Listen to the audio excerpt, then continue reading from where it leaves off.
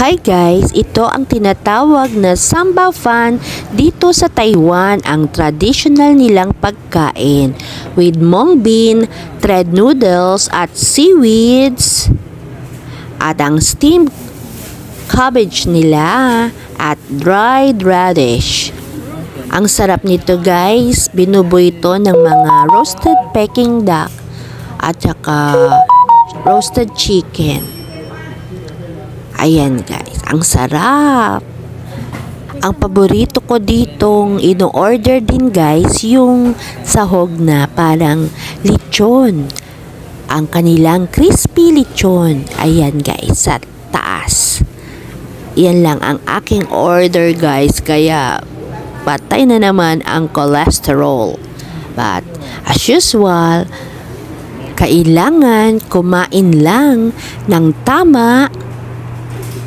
Ito guys ang kanyang kapaligiran.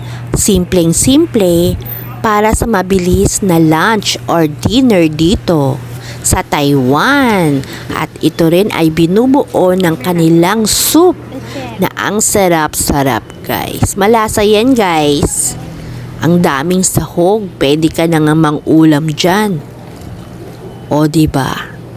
Tapos habang nagvi-video guys, nilagyan pa ni ate ng maraming sahog. Dahil nagpapasikat din naman syempre sa atin mga vlogger. Thank you guys. Have a nice day. Salamat sa inyo.